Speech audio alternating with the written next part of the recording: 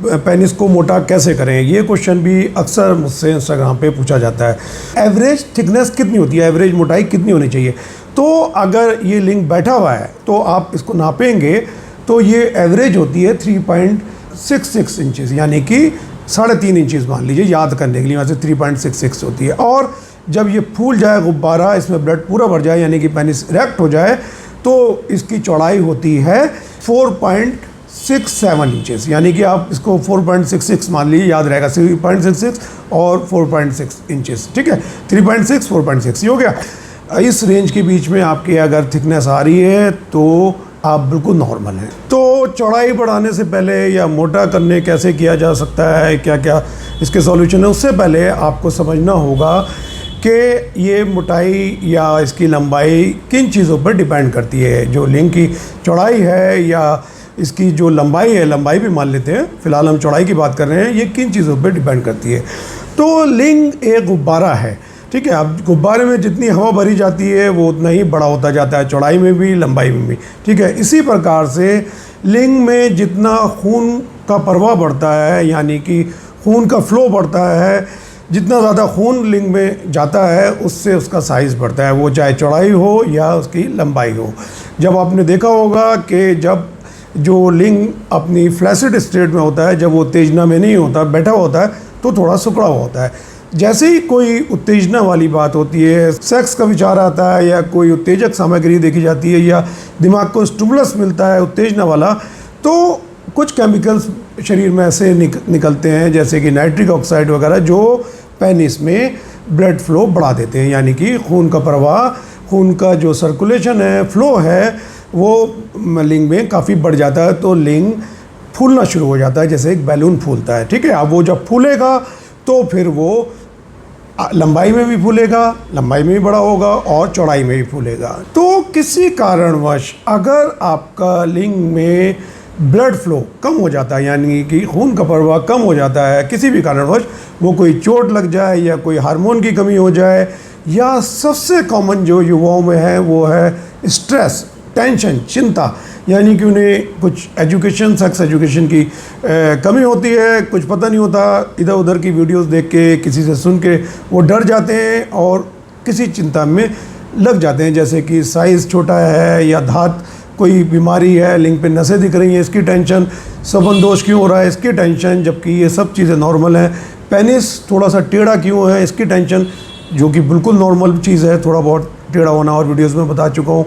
तो अब ये जब चीज़ें दिमाग में आ जाती हैं तो कुछ स्ट्रेस केमिकल्स निकलते हैं, यानी कि टेंशन वाले केमिकल, जो कि जब दिमाग में टेंशन होगी तो वो केमिकल्स निकलेंगे, जैसे कि एड्रेनलिन हो गया, स्ट्रेस हार्मोन हो गया, कॉर्टिसोल, वो सब निकलेंगे। तो ये ब्लड की जो धारा है लिंग में, जो ब्लड फ्लो करता है, यानी कि जो लिंग में खून जाता है उसको, लिंग को टेम्परेरी तौर पे सिकुड़ देते हैं, उनकी धमनियों को, नलियों को जिसमें खून बहता है। जब वो सिकुड़ जाएंगी तो ब्लड लिंग में कम जाएगा, ठीक है। जब ब्लड कम जाएगा तो आपका गुब्बारा, यानी कि आपका लिंग कम फूलेगा, वो चौड़ाई में भी और लंबाई में, तो ये सिकुड़ जाएगा, थोड़ा सिकुड़ा हुआ महसूस होगा, या आपको ऐसा महसूस होगा कि इसका साइज़ कम हो गया, यानी कि चौड़ाई पहले ज़्यादा थी अब कम हो गई, या लंबाई कम थी पहले ज़्यादा थी अब कम हो गई है। तो ये टेम्परेरी चीज़ है, ठीक है। ये हुआ किस कारण, आपको स्ट्रेस हो गया, टेंशन हो गई, चिंता हो गई, ठीक है। हार्मोन की कमी, चोट लगना ये इतनी कॉमन नहीं है। अब हार्मोन की कमी 40 साल के बाद ये लगभग शुरू होती है, एंड्रोपॉज, यानी कि टेस्टोस्टेरोन का लेवल थोड़ा कम होता चला जाता है। तो युवाओं में, अब ये युवाओं का मतलब अब आप समझ सकते हैं 18 से लगभग 25 साल तक कोई ऐसी बीमारी नहीं होती हार्मोनल, खासकर मैंने अपनी 25 साल का एक्सपीरियंस बता रहा हूँ।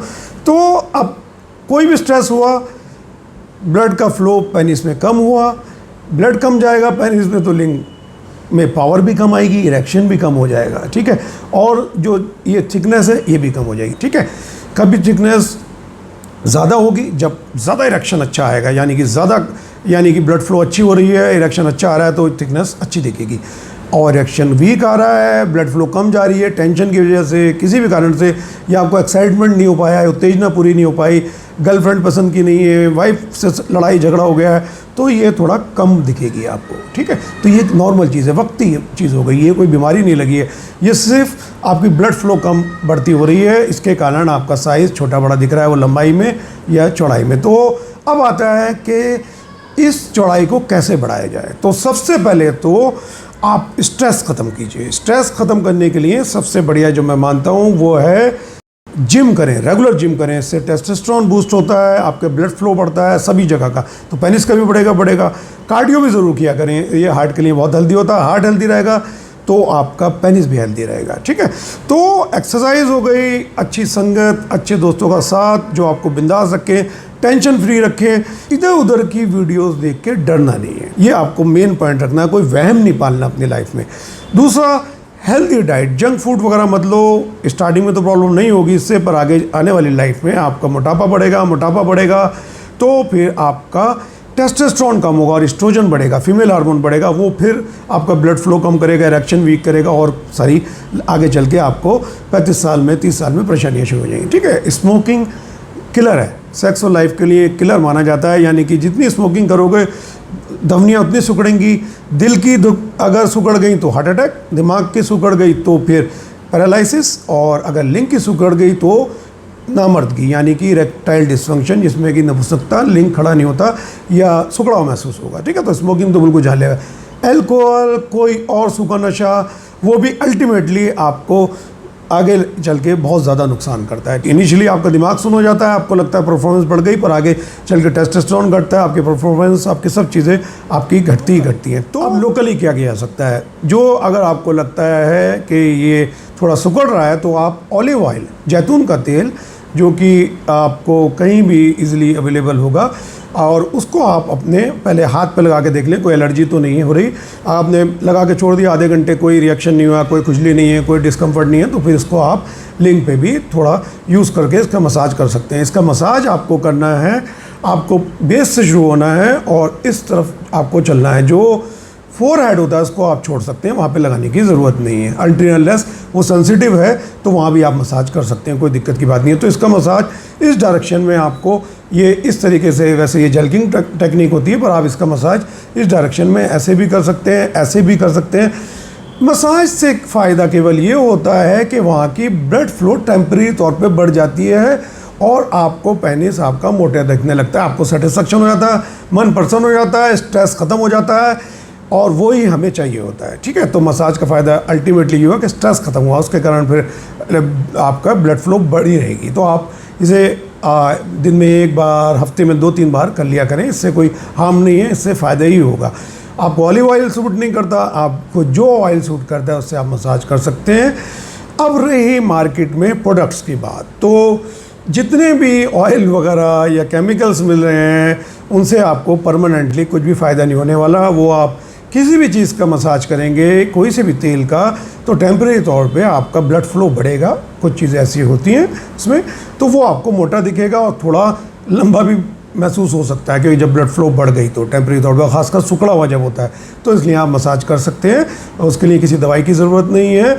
Massage, healthy life style, this is the key for your healthy sexual life. चाहे वो पेनिस का साइज़ हो या इसका इरेक्शन हो या गर्थ हो, सब में आपका हेल्दी लाइफस्टाइल ही मैटर करता है।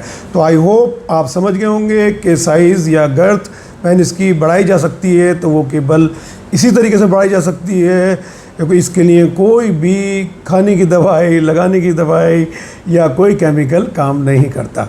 जय हिंद।